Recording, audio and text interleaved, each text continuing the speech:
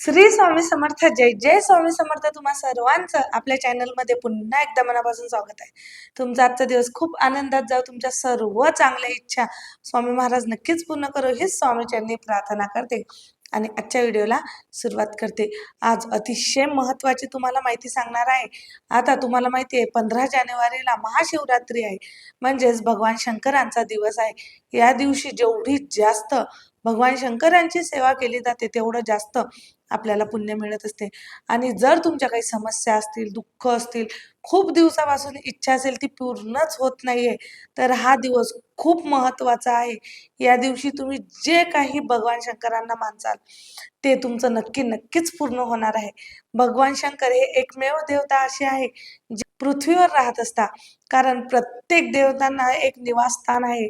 जसं भगवान विष्णू हे वैकुंठामध्ये वास करता, ब्रह्मदेव हे ब्रह्मलोकामध्ये वास करता, इंद्रदेव हे इंद्रा लोकामध्ये वास करता. फक्त भगवान शंकर आहे जे आपल्यासोबत या पृथ्वीवर राहत असता. म्हणून हे आपल्या भगवान शंकरांना प्रत्येक काही तुमची इच्छा असेल ना तर नक्कीच बोला. आणि या दिवशी भगवान शंकरांचं शिवतत्व हे पृथ्वीवर खूप जास्त प्रमाणामध्ये असतं. म्हणून या दिवशी जर तुम्ही जेवढ्या जास्त सेवा केल्या तेवढ्या सर्व सेवा भगवान शंकरापर्यंत पोहोचत असता. तर या अशा शुभ दिनी आपल्याला सेवा कुठल्या करायची आहे, कोणते मंत्र म्हणायचे आहे, ही सर्व माहिती तुमच्यासोबत शेअर करत आहे. त्यासाठी आजचा व्हिडिओ खूप खास आहे, म्हणून शेवटपर्यंत आवर्जून बघावा. आणि जे पण ताई दादा आपल्या चॅनलवर नवीन आहे त्यांनी चॅनलला लगेचच सबस्क्राईब करा, जेणेकरून असेच नवनवीन व्हिडिओ तुमच्यापर्यंत लवकरात लवकर पोहोचतील. तर सर्वात महत्त्वाचं सांगायचं झालं तर बघा, या दिवशी तुम्हाला 4 प्रहरीची सेवा करावी लागते. आता 4 प्रहरीची सेवा म्हणजे काय, तर पूर्ण रात्रभर सेवा असते. म्हणजे पूर्ण रात्रभर तर नाही, पण ठराविक असा वेळ असतो. त्या वेळेमध्ये तुम्हाला 4 प्रहरी सेवा करावी लागते. आणि ही सेवा प्रदोष काळाच्या नंतर सुरू होत असते. आता प्रदोष काळ केव्हा लागतो, तर सूर्यास्त होण्याच्या 1 तास अगोदर आणि सूर्यास्त झाल्यानंतर 1 तास नंतर. तर म्हणजे जर सूर्यास्त 6 वाजता होत असेल तर 5 वाजतापासून प्रदोष काळ सुरू होतो, तर 7 वाजेपर्यंत प्रदोष काळ राहत असतो. या कालावधीमध्ये तुम्ही पूजा करू शकता.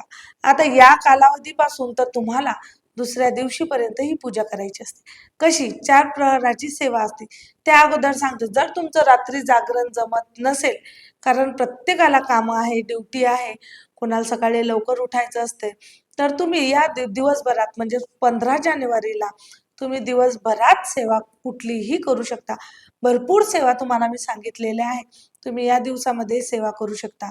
तुम्हाला काय अर्पण करायचं आहे, काय नाही, आपल्या चॅनलवर व्हिडिओ टाकलेला आहे. तुम्ही तो एक वेळा आवर्जून बघून घ्या. तर सांगते, तुम्ही 15 जानेवारीला दिवसभर सकाळी, दुपारी, संध्याकाळी केव्हाही सेवा करू शकता. मग तुम्ही भगवान शंकरांची तुमच्या पद्धतीत सेवा करा. तुम्हाला पंचामृताने स्नान करायचं, स्नान करा.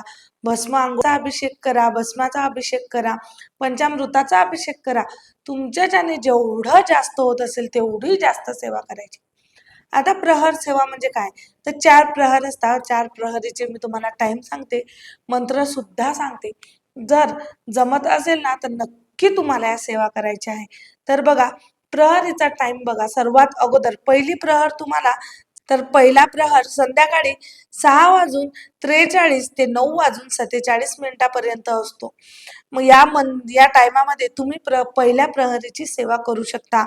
आणि यामध्ये मंत्र तुम्हाला म्हणायचा आहे, ह्रीम ईशानाय नमः. ह्रीम ईशानाय नमः हा मंत्र तुम्हाला या प्रहरीमध्ये म्हणायचा आहे. याच नंतर दुसरा प्रहर, रात्री दुसरा प्रहर सुरू होत असतो. हा प्रहर केव्हा चालू होतो, 9:31 पासून तर रात्री 12:51 चालू होतो. म्हणजेच मध्यरात्री 12:51 तो प्रहर असतो, जो दुसरा प्रहर आहे. याला मंत्र आहे ह्रीम अघोराय नमः. ह्रीम अघोराय नमः हा मंत्र तुम्हाला या प्रहरामध्ये म्हणायचा आहे. तिसरा जो प्रहर आहे तो मध्यरात्री तुम्हाला 12:51 पासून सुरू होतो, तर भोर म्हणजे सकाळी 3:55 बघा, शिवरात्री आहे म्हणजे महाशिवरात्री आहे 15 जानेवारीला.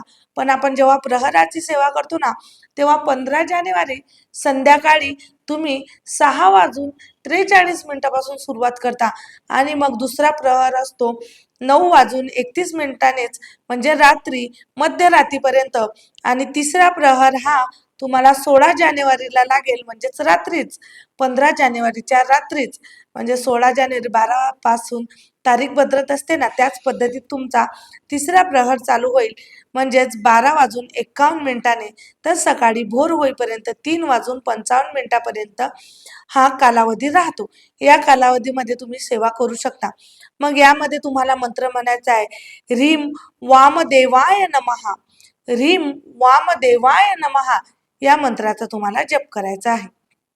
चौथा प्रहर तुमचा सुरू होतो तो सकाळी 3:55 पासून तर सकाळी 6:55 पर्यंत चालू होत असतो. म्हणजेच तुम्ही 6:30 पर्यंत जरी केला तरीही सुद्धा चालतं. अख्खी रात्रभर सेवा चालते.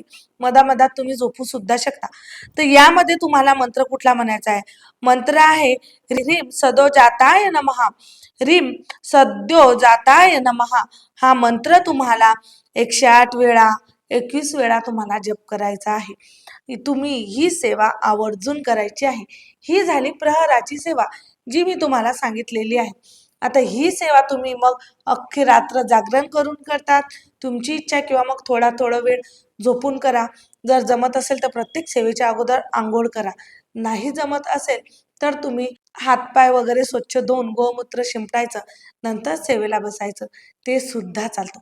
एवढी जास्त प्रभावी सेवा आहे ना, तुम्ही काहीही मागा, तुमच्या सर्व इच्छा नक्कीच पूर्ण होणार आहे. याचबरोबर अजून तुम्हाला काय सेवा करायची आहे ते बघा. तुम्हाला जेव्हा ही सेवा सुरू करायची आहे ना, त्या अगोदर तुम्हाला 12 ज्योतिर्लिंगाचं स्मरण करायचं आहे. तुम्हाला माहितीच असेल तरी सुद्धा सांगते. सौराष्ट्रे सोमनाथंच श्रीशैल्य मल्लिका अर्जुनम उज्जैनिया महाकाल ओंकार ममलेश्वरम परल्या वैजनाथंच डाकिन्या भीमशंकरम सेतुबंदे तु रामेशम नागेशम दारुकावने वाराणस्या तु विश्वेशम त्र्यंबकम गौतमी तटे हिमालय तु केदार कृष्णेश्वरच शिवालय एतानि ज्योतिर्लिंगानि सायं प्रातपटे नर सप्तजन्म कृतं पाप स्मरणे न विनश्यति इति श्री द्वादश ज्योतिर्लिंगानि. हे बघा, हे द्वादश ज्योतिर्लिंग आहे. तुम्हाला या पूर्ण 12 ज्योतिर्लिंगाचे नामस्मरण करायचं आहे. आपलं जाणं होत नाही, पण हे नामस्मरण केल्याने आपले सर्व पाप नष्ट होतात आणि आपल्याला तिथल्या दर्शनाचं एक पुण्य मिळत असते. याबरोबर तुम्ही रुद्र पठण करू शकता. तुम्ही जो रुद्र अध्याय असतो तो वाचा. तुम्ही शिवलीलामृताचं पूर्ण पारायण करू शकता. नाही जमत असेल तर शिवलीलामृत मधला 11वा अध्याय, हा अध्याय जर पठण केला ना, तर रुद्र पठण केल्याचं आपल्याला पुण्य मिळत असतं. हे सुद्धा पठण करू शकता. अजून कालभैरवाष्टक तुम्ही म्हणू शकता. याचबरोबर तुम्ही ओम नमः शिवाय या मंत्राचा जप करू शकता. 108 वेळा करा किंवा जास्त करा, किंवा मग 21-51 वेळा तुमच्या पद्धतीत करा. नमः शिवाय या पंचाक्षर मंत्राचा जप करा. श्री शिवाय नमस्तुभ्यम या मंत्राचा जप करा. या मंत्राचा अर्थ असा होतो की हे शिव, आम्ही तुमच्या चरणाला प्रणाम करतो, म्हणून श्री शिवाय नमस्तुभ्यम हा मंत्र पठन करा.